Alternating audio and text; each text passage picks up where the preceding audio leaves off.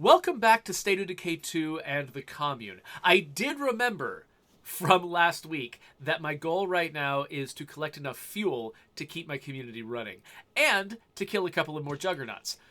But I'm changing the plan just a little bit. I do still need fuel pretty desperately, but I don't actually want to kill those last two juggernauts this session because I'm about a little bit later today, I'm going to run the official State of Decay 2 live stream, and I'd like to kill the juggernauts with Brant and Joe. That just seems like a lot of fun.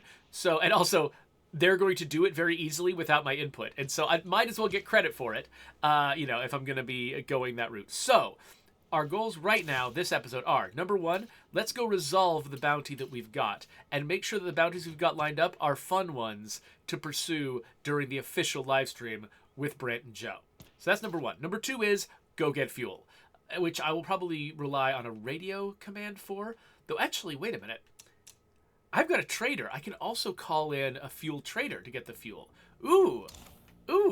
I forgot that I had that. Because I almost never play as a trader, I forget about the trader's advantages.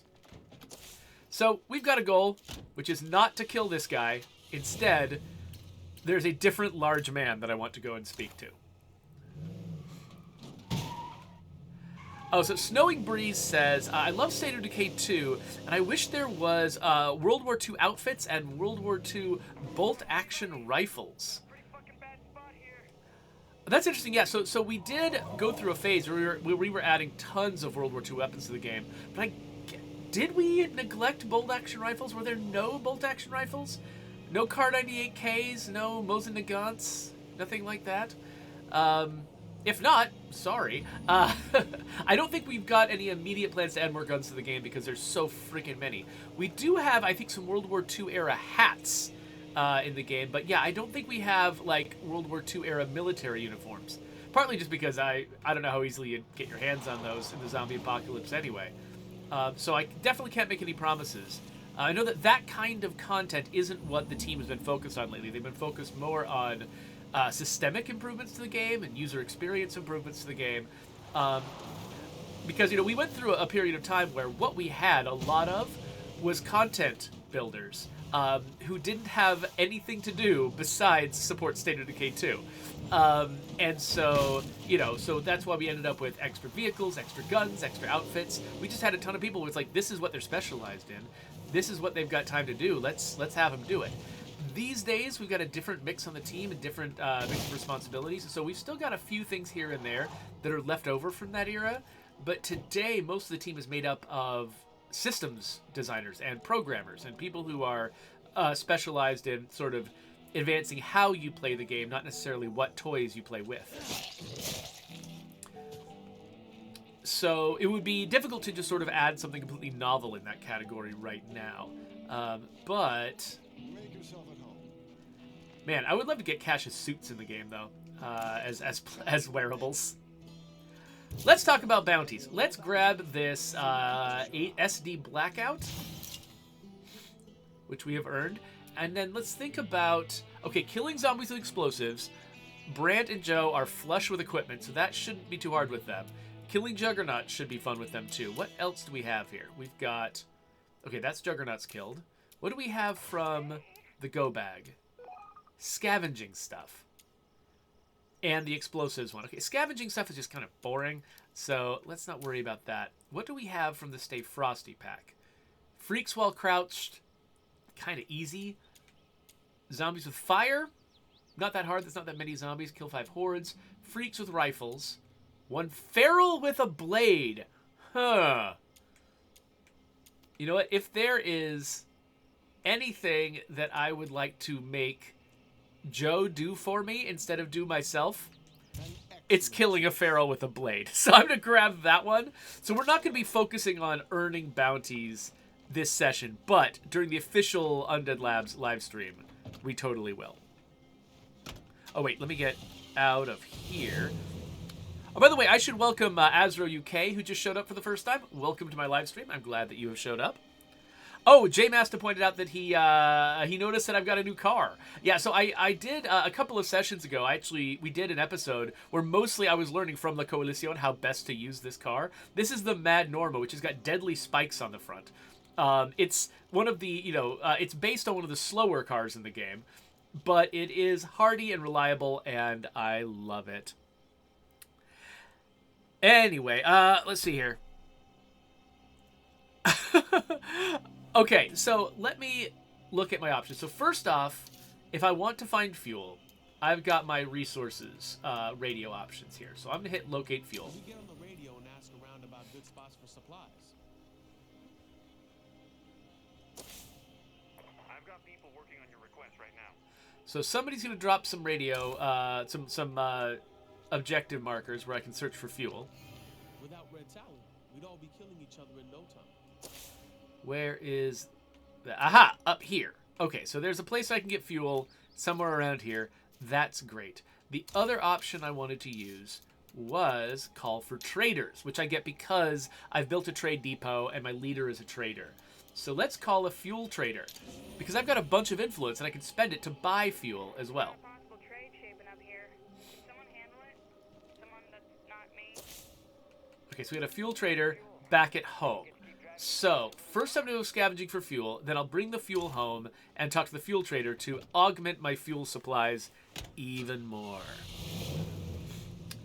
SXO wants to know if today is an official... Whoa, gosh! No!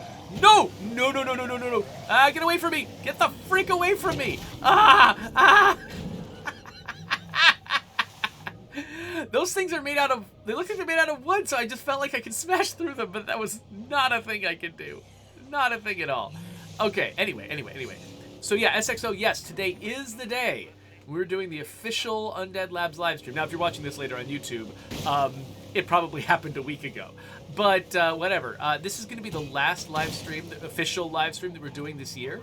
Of course, I'm going to keep live streaming all the time on my personal channel. But the official Undead Labs channel is only doing one more stream. And it is the stream today. We're doing a year in review. I actually stayed up way too late last night. I got almost no sleep because I was building a little presentation of all the stuff that we did this year. And it's kind of interesting because, this is probably the year when we've done the fewest individual updates. Because, we started with update 29 towards the beginning of the year and only got up to update 32 by the end. So it's only 4 updates. When there were periods where we were doing like an update every single month. So we've, the amount of updates we've been doing, amount of individual updates we've been doing has dropped by 2/3. And probably the largest update we ever did was the Homecoming update last year, but which was the one that, of course, added. Let's murder this guy.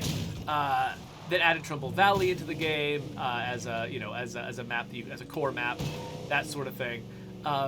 But update 30, the Forever Communities update, might be our second biggest update. I guess not counting the Juggernaut edition. Okay, so Juggernaut and Homecoming are probably the biggest updates we did.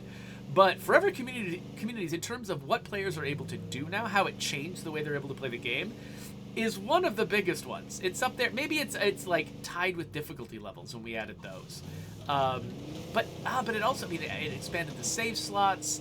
It sort of added a lot of different ways you can trade people and supplies back and forth between your communities. Like, I saw this community, Magic Man 79, was running this community that I thought was hilarious. Where basically he managed to recruit like, I don't know how many, like a full community. He had a leader named Dr. Freud, and then a full community of men named Dick.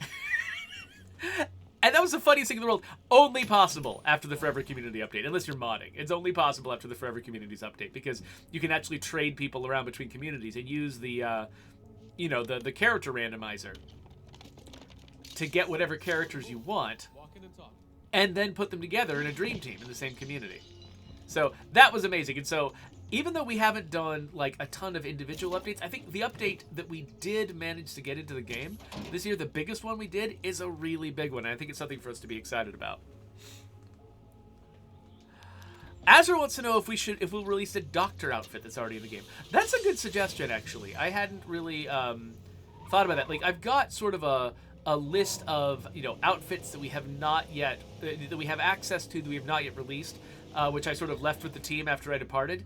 But the doctor outfit from the tutorial sequence is not on it. That's a really good suggestion. In fact, I kind of want to pause the game and write that down. Doctor outfit suggestion. Yeah, absolutely. That's a great idea. Thank you for suggesting that. Okay, so that was only one rucksack. Now, how often can I actually search for resources? Okay, I have to wait half an hour before I can do fuel again. But, you know what? I'm also short of materials. So let's just... Where did it go? It's up here. Let's ask for materials while we're at it. Someone needs to send out for some scavenging advice. We've got people on it. And here's a screamer to murder. I'm assuming driving this direction will be useful. I don't know. Ah, wait. Nope, maybe not. Maybe I've left it behind me. Ow! All the way over here, huh? All right. Stop it. Get off my car.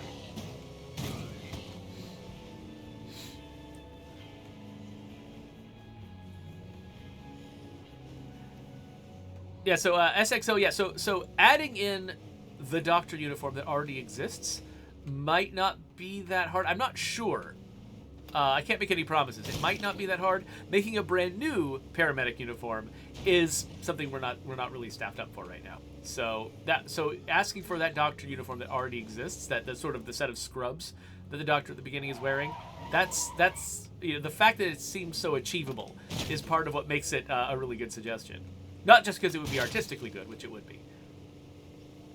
One idea that I actually had, back when we were first talking about the idea of varying up outfits and things like that, one idea that we floated that we didn't actually end up pursuing, because we just kind of wanted players to have the creative freedom to just dress up their characters however they wanted, was to actually unlock outfits based on aspects of a character. Like, for instance, if you specialize a character as a doctor, letting that unlock doctor outfits. So if you saw someone in a doctor outfit, you know that they're a doctor, because those are the only people that can have that outfit. Or, I don't know, like the ranch hat, giving that to the sheriff, or something like that might be interesting. But we didn't follow that thread all the way. Instead, we ended up following the give players the opportunity to just customize at will option, which, you know, the two of those, I mean, they aren't mutually exclusive, but you know, usually when you're building a new feature onto a game with a small team, you got to pick one. You know, you can't just do everything you imagined. So we ended up picking that one, which is fine. You know, I like the system. I really like being able to sort of freely dress up my characters and making that a priority. Astro Dominic suggested they really like the network outfits that some characters wear. Well, one thing that I'd really love to be able, that I really wanted to do for a long time, was create recruitable network characters analogous to the recruitable Red Talon characters who would come with network outfits on. But again, that's another feature where it's like we've talked about it several times, but it just usually ends up taking a backseat to higher priority stuff. And I'm sitting here talking not being on the team, I don't want to talk about, oh yeah, that's doable. Oh yeah, I'd like to do that. I'm not on the team. I don't decide what they do. And so please don't take anything I'm saying as like, I don't know, an indication of what the team will or should do. It's totally up to them, and it doesn't really have much to do with me. All right, so it's nice of them. It was nice of them to sort of cluster all of the sites I need to check for materials in one little place here. Just gonna get rid of these zombies.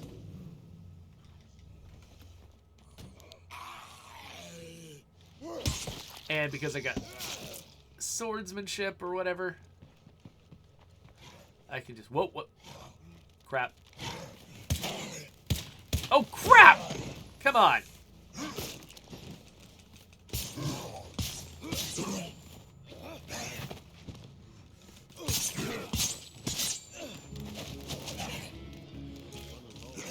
Crap.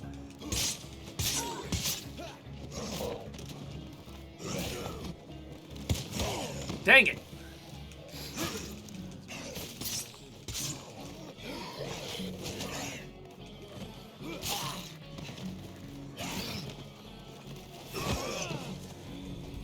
Okay. Things are getting scary. Oh, crap! Oh, I thought he was going to take a break after that, but I guess not. Yes! Okay, so turns out I don't actually need Joe's help. I could do that all by myself.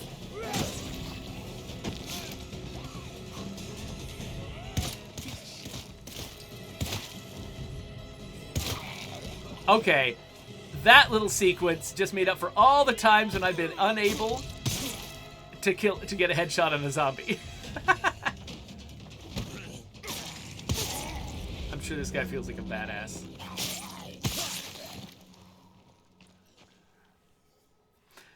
Alright, one more. Oh, two more. Three more. How many zombies are here? It's like there's a whole apocalypse full of zombies.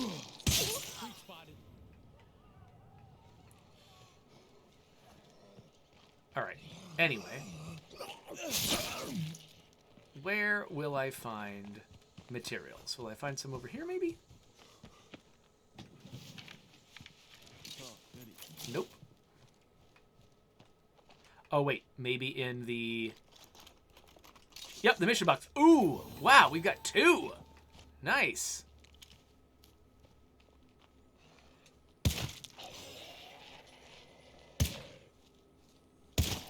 I appreciate that you can interrupt a screamer's scream just by shooting them anywhere. You don't actually have to get a headshot on them to stop them from immediately screaming. I should probably switch to my other gun since it's not about to jam.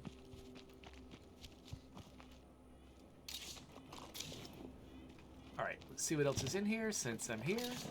Ooh, some fuel. That'll be helpful. Is that it? I think that's it.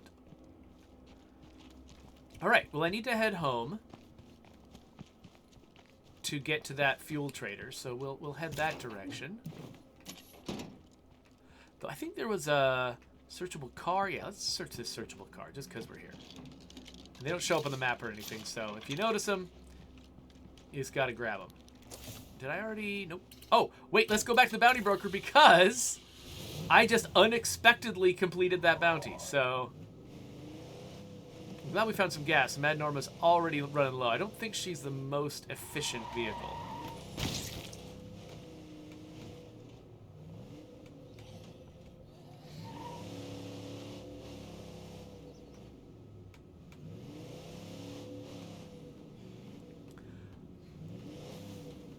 So, Azure UK asks, are limited outfits now forever locked? Things like the Sea of Thieves outfit. Wait. I thought the Sea of Thieves one was that. I'm not sure. Anyway, we are always capable, theoretically, of doing another event where those limited outfits become available again in the future. In fact, one thing that I could imagine us doing at some point before we're done working on State of Decay 2 forever, which, you know, inevitably will happen at some point, but we're not there yet by any stretch, is schedule it so that it happens regularly with or without our input. So that, like, there's like a period of time where you can always get the Age of Empires hoodie or something like that. I think that might make perfect sense. And so that's not a feature that we have yet, but I could imagine that being the kind of thing that we'd want to do in the future. Like, I've given this example before. Ooh, kill a plague heart with a shotgun. Let's do that.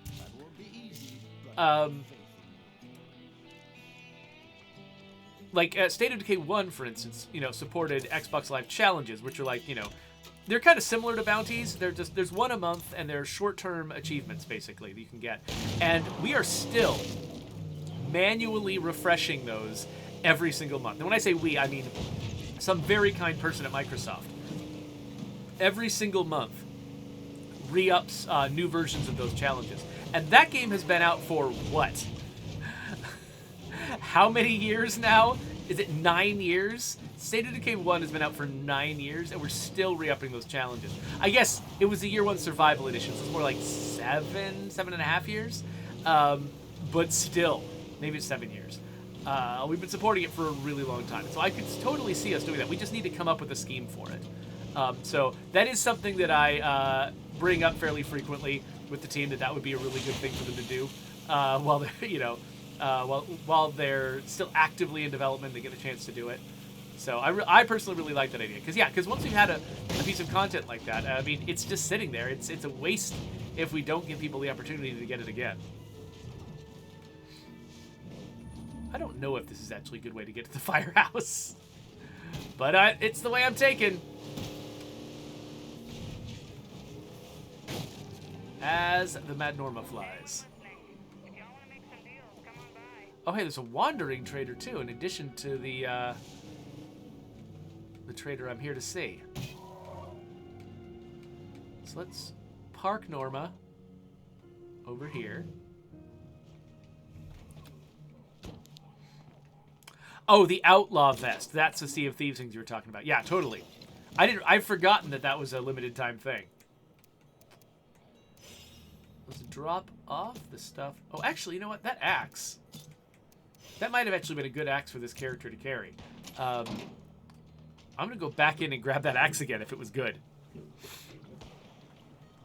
Because a Gladius is nice at Dismember, but I could imagine that bounty weapon being even better. So let's go in and have a look. Yo, what up, people? And also, for instance, take this gun and repair it. So yeah, where was it? This one. The Yukon Pathfinder. Okay, so its durability is really high. Its lethality is low. Dismember the same. But I like durability. Durability is good. I don't need high lethality because my character is such an advanced swordsman. He can just, like... He can just hit the Y button and take out a zombie from the front. So, yeah, I don't need the lethality to be particularly high. I like the durability being really high. So let's give him some of this. And... Am I out of snacks? Oh, there's the snacks. Give him some snacks. And he's fine. Okay, that's Rue. Where is my fuel trader? Oh, and there's also a Trumbull trader. Neat. Wait, what? Oh, are they upstairs or something? Ah, there you are. Just make yourself at home, Kino. Yo, want to trade? Yeah, sure. Okay, so first thing I want is all of your fuel. I'll also take these. And can I... Oh, I could... Oh, yes! I can just... Drop and buy. Drop and buy. I'd never used this method before. I like it. I don't think I super need any of the rest of this stuff. The mini bar. That's great. That's fuel. All right, well, that was influence well spent. Let me drop off the gas cans, and then also the fuel. Just running errands. Just watching me do my chores. Sure, you're all having a great time.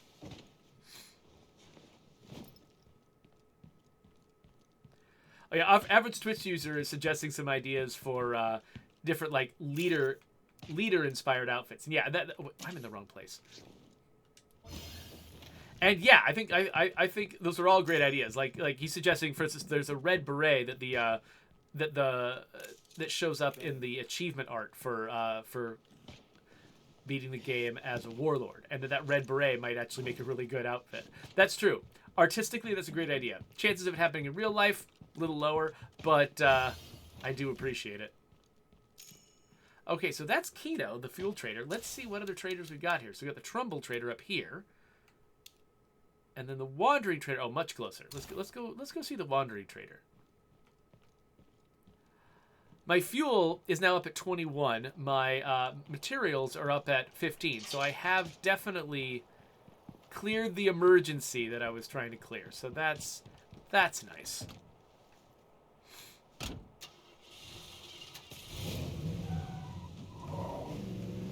Let's go see what this trader's got. Because another thing that I would like to have is the network satellite dishy thing.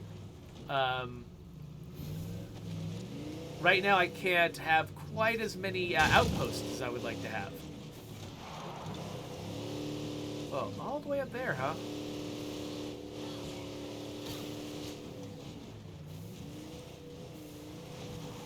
Oh, this is Sharp the food trader. I just realized that I forgot that I had added the identities of traders, like the resource they trade in, to the mission text. Originally, we didn't have that. You just had, it was like luck of the draw when you showed up at a trader, you know, what they were going to have available. But I actually went through and added mission text to all of them so you could check on it before you went out. How about it? I'm great on food, so there's a slow cooker for morale boosts, and a bag of fertilizer is helpful, but what do we already have? You know what, actually, the Trumbull Trader, I forgot what they carry. Do they carry the fancy Growchem fertilizer? Or do you only get that in Trumbull Valley? You probably only get that in Trumbull Valley. One thing I actually forgot to do was boost yields here. And also, okay, okay. Do they both have fertilizer? They've got different kinds of fertilizer. They both have fertilizer. It's 100% yield boost. And this is... What is this one? I don't know. Whatever. It's fine. Oh, it's a... Yeah. Oh, they have a compost bin. Okay, got it. Yeah, the signal... Yeah, the network signal antenna. So, I don't have one of those. I'd like to have one. That would be cool. But yeah, I think my food right now is ticking down slightly. But I've got enough. I've built up enough infrastructure that I should be able to be very, very positive on food here. Which is not the case in the Lion's Share community. Actually, what I'm going to need to do when I switch over to the Lion's Share is mostly augment their food supplies, because they're in big trouble when it comes to food. Okay, so I guess... Let's go have a look at the Trumbull Trader. See what options they have available to me, and then we'll probably wrap up this episode.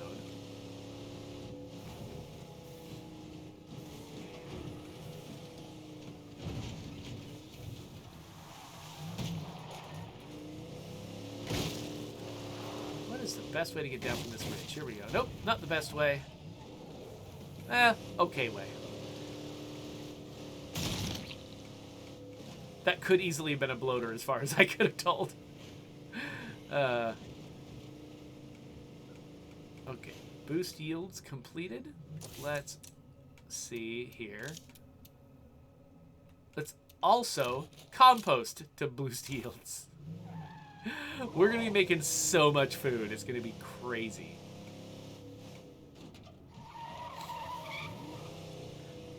Oh, and actually, while we're headed up there, I'm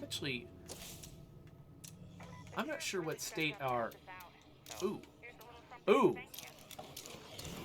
Oh, I can deal with my... Oh, let's just avoid this. I've got a little bit of a materials problem. I'm kind of bleeding materials, but I forgot that I had an upgradable materials outpost. So now I'm upgrading that outpost, and we should be in good shape.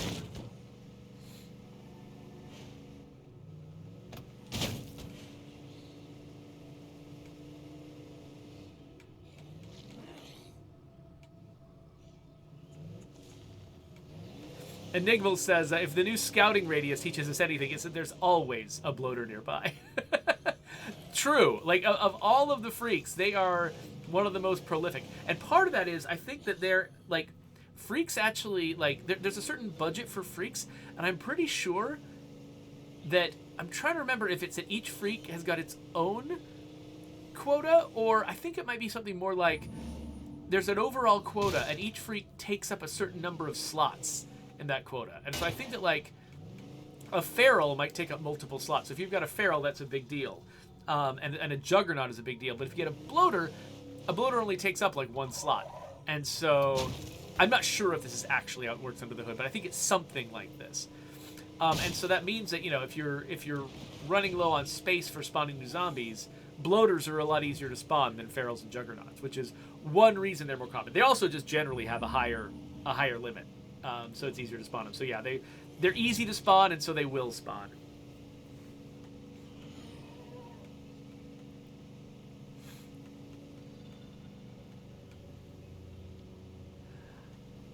Azro asks, do I know why the tactical outfit was added to the outfits list rather than the red Talon outfit?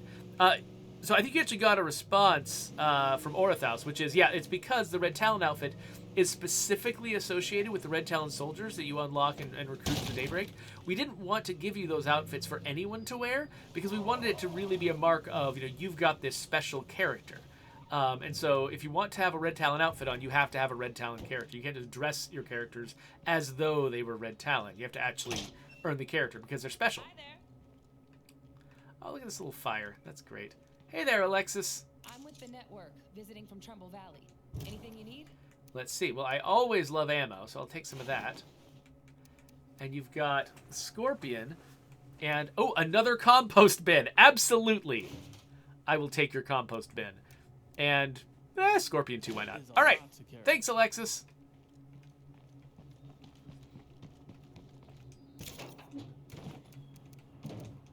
All right. I think we have made out like bandits.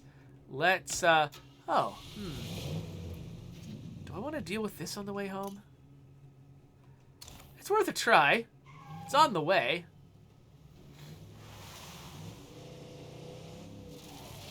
I'm driving like I do in real life right now because the streets are covered in ice in my town.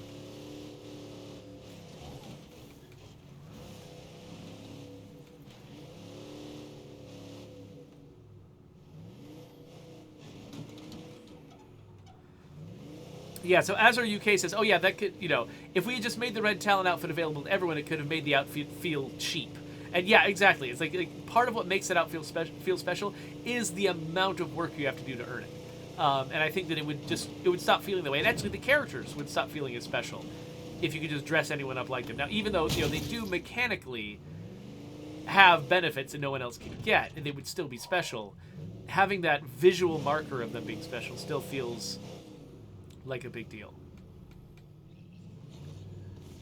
Okay. So, should probably preemptively do that. So this character doesn't have aim snap and he doesn't have any fire. So this is not going to be the easiest. There's 3 screamers in here. Hi everybody.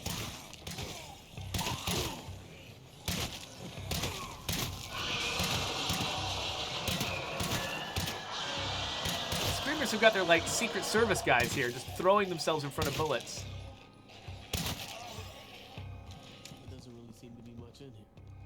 All right. Where are the other guys? Here they are. Okay, so they screamed a bunch. So we could have ads coming in.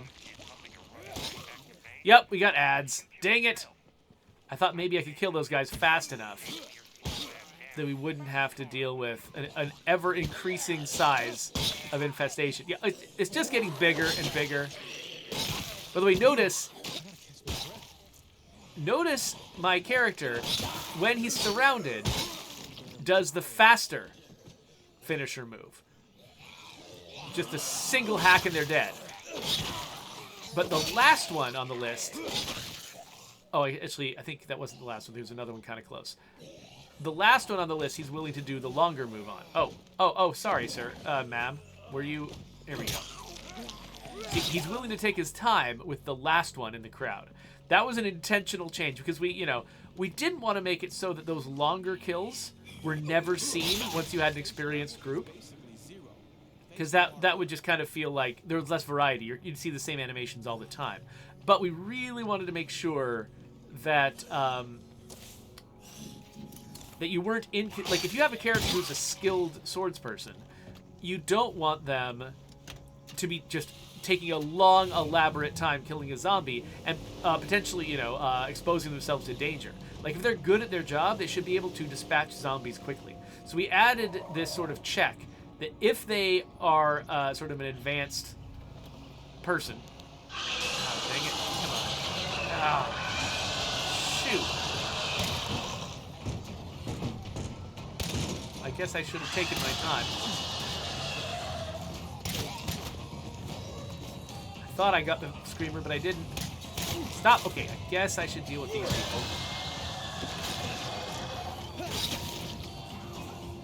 Too many zombies around me to focus on the frickin' screamer. Oh, hey, look! A Revolutionary War zombie!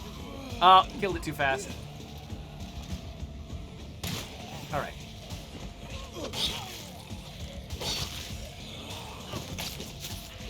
Dang it! Come here. So freaking many of you. Okay, I can't use my finisher move when I'm completely surrounded. Oh, is that another Revolutionary War zombie? Wow, 2 in one go. Okay. Oh, crap, I'm empty. Yeah. Gunslinging would be pretty useful right now. By the way, you notice the fact that these zombies are crouching down a lot? That was an intentional choice. So their heads wouldn't all be at the same height. So if you think about it, if the zombies all use the same navigation animation at all times, all their heads would be the same height. It would be easy to just sort of like mow sideways across them and just like give the entire crowd a haircut. So the fact that some of them get down when they're chasing you and some of them stand up is very deliberate. It means you have to actually aim your headshots. While I'm here, might as well scavenge a bit.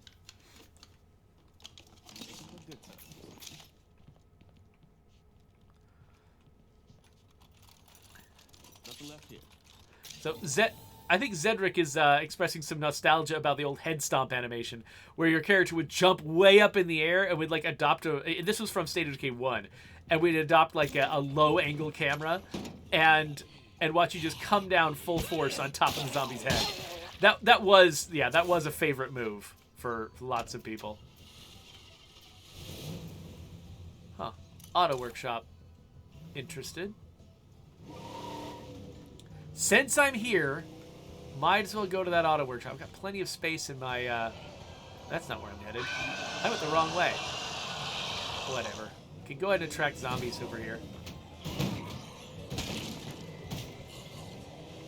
I'm gonna be somewhere else. Let's go this way.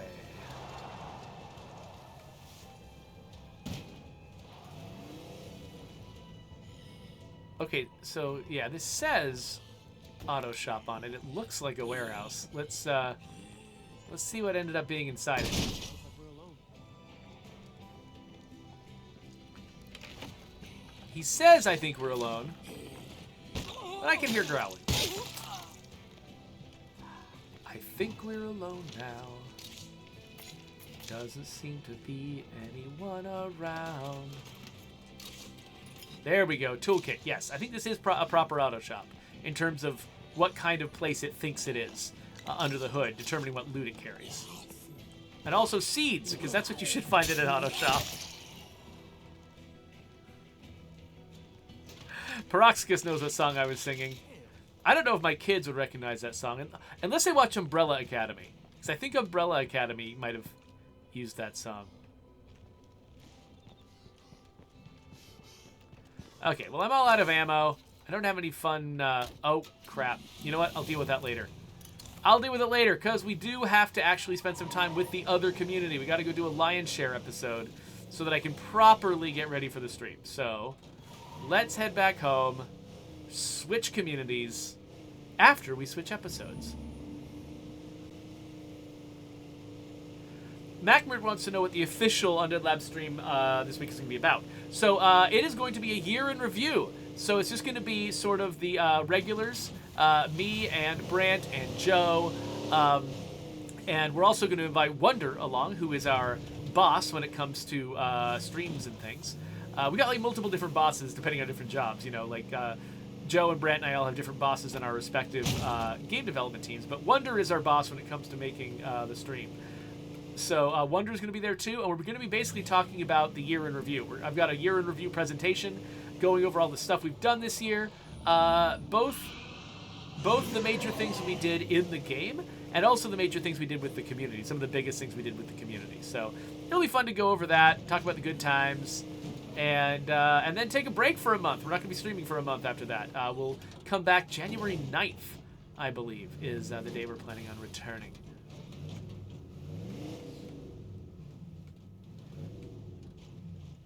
All right. Well, good thing I got a bunch of gas because I need it. Drop that off, and this, and this, and this, and this, and this, and that. And I'll keep the rest of it. And let's also go and replenish my ammunition. So next time I play this character, he's not completely hard up. Grab some of that, and some of this, and reload. Loading my final mag now. And reload. Come on, get it in there. Nice. All right. And you don't need to carry that extra ammo. You can leave that for somebody else. You got enough in that magazine that you're good. All right, so next episode, what should I do? I mean, I have scavenged the crap out of this place. I guess, okay, there's a few places around here, but like there's a lot of places where I have just taken down everything. Partly just because I've been so tired lately, and today is no exception. I got almost no sleep last night. I have no idea how I'm going to perform on the official live stream. But partly it's just I've been so tired, I just have not been feeling up to actually trying to legacy with this community. But I should probably try to legacy soon, before I have to like move maps and start all over again, because I've just exhausted everything here. It is nice that that I've got my resources back up to where they belong. I'm not in any immediate danger of running out of materials due to maintenance. Let's see, so this, okay, yeah, so let's remove the automatic food yield and put that compost bin in so we can get the same benefits we got at the farm from the compost. But yeah, my fuel's at 20, that's nice. So MacBert wants to know, once we take a break with the official State of Decay 2 live stream, am I going to also take a break with my personal stream? I imagine that just because of like Christmassy stuff to take care of with my family, I could imagine streaming a little less during the actual holiday break. But no, I mean, I already, it's actually rare. I'm doing like 2 or 3 streams in a row right now, because I did sort of the stream at the end of October. Sorry, the stream at the end of November. I'm doing the first one in December, and I might also do the first one in January. That's actually really rare. Normally, Joe and I alternate, and I don't have to do more than 1 stream a month for work. So, like, honestly, the fact that it's normal for me to not be doing a stream for work very often. There was a period where I was doing a stream for work every single week. But yeah, so to me, whether or not I'm doing a stream for work has little bearing on whether or not I'm streaming myself. This is just something I partly still do this, like, for practice, so that I stay, keep my sort of presentational skills frosty, so that, I don't just sort of fall out of practice for doing something I only do once a month professionally. But I also do this because I love it, and I like you, and I like hanging out with you people, and so that I do need breaks from it sometimes, but I don't think I'm going to be particularly hungry for one. If anything, there's enough exciting games out that I kind of want to stream a little more than usual if I can pull it off. But that's, I've got a lot of responsibilities. It's hard to do. But like for instance, Marvel's Midnight Suns just came out. I've been playing that a little bit in the background, and it's real good, and I'm really having a great time with it. So at some point, I should do that on the stream. So yeah, Kitsune Yuri is suggesting that having shared communities with other players would be a really cool feature. Like, basically, you and a player go in on a community together, and both of you can play everyone and stuff like that. That would be really cool. That is a feature that we considered strongly. Like, basically, when we were considering, whether to do the Infestations update, whether to do, Forever Communities, that sort of thing, that feature, shared communities, was absolutely on the list of things that we were considering. But when we looked into it technically, there's a lot of parts of the game that assume there's only one host, and then clients who are not participating in in a lot of the things that the host can do. And that assumption is running so deep throughout the game that changing it would require such a complete overhaul of the underpinnings of a lot of our systems that it would be not only expensive to do and take a lot of time, and basically probably take longer than the Infestation update has been taking. And it's been taking a year.